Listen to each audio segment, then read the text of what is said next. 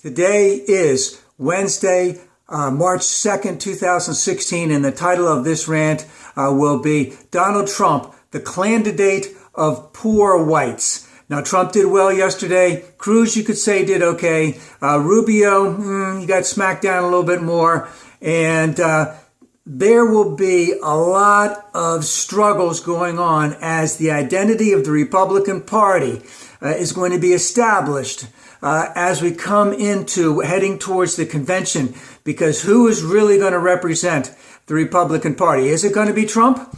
We'll see about that. But if we look at what the phenomenon of Trump has been, we can see where he is really getting his support from. Now, I want to go back just a little bit. I remember in the late 60s, early 70s, I was reading an article on Jimmy Hoffa.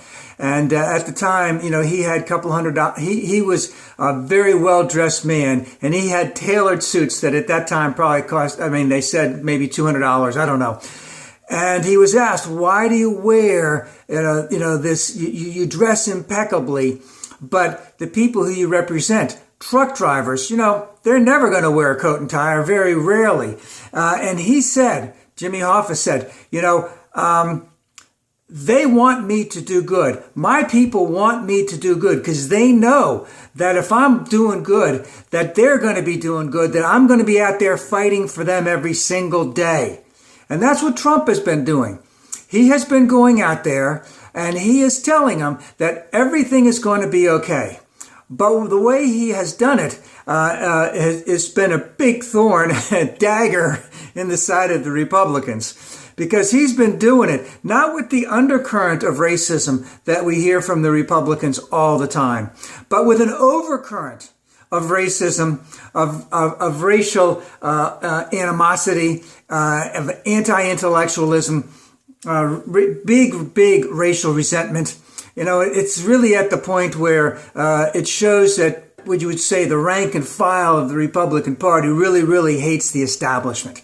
And this overcurrent of racism is basically Trump saying, I'm going to take care of the Mexicans so you don't have to. I'm going to take care of the Muslims so you don't have to. I'm going to take care of the Chinese so you don't have to. I'm going to take care of ISIL, ISIS, Daesh, whatever, so you don't have to. You vote for me and I'll take care of all of that for you. And that's where his appeal is, because his appeal right now is basically with areas of the United States where there are low levels of education, high levels of unemployment, and let's just say high levels of renters, so to speak. So these are people who feel that the Chinese have taken a lot of the manufacturing jobs. Same with the Mexicans, as a lot of manufacturing has moved to Mexico. That the Mexicans are affecting them, and I should be saying that this represents all of Central and South America, so to speak, to them, is that when they are coming to the United States illegally, they are taking their jobs. And the Muslims, they're a threat to them also, because it's not the way of life that they know, and that they have an innate fear that they are going to be murdered by Muslims because of what their religion says. So this is exactly who Trump's base is.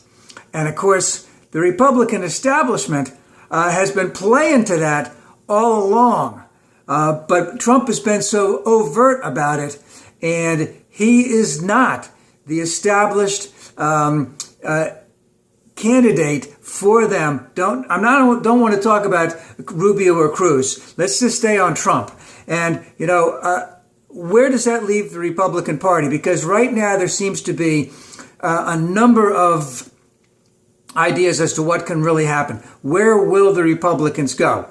Okay, there are those who are against Trump and will never support him. I believe they had the senator from Nebraska on Morning Joe yesterday. Never will support Trump because he's not a conservative.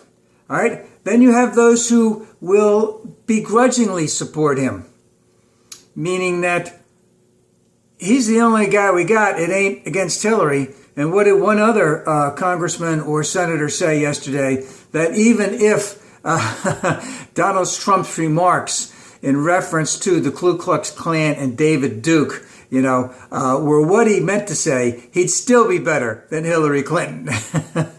So that's a begrudgingly supporting Donald Trump. And then they're against Trump, but they're really ambiguous as to what they want to do. Now, the Republican establishment doesn't have much time to change things.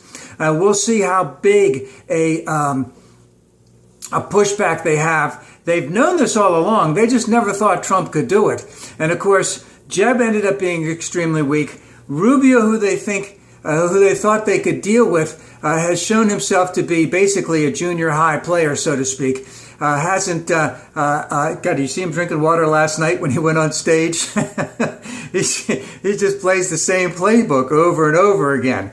And the stuff that they're talking about to go against Trump now has been, and maybe it'll come through. I don't think it'll come through. I don't think they can do anything against Trump right now. He has his base, and they're with him all the way. And I've seen many of these people that are interviewed, and they're for Trump, and they're not going to change.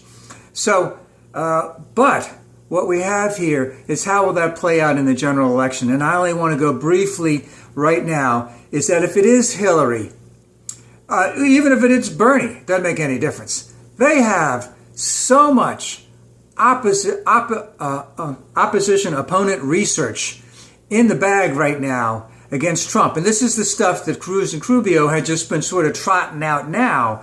But tremendous amount of misogyny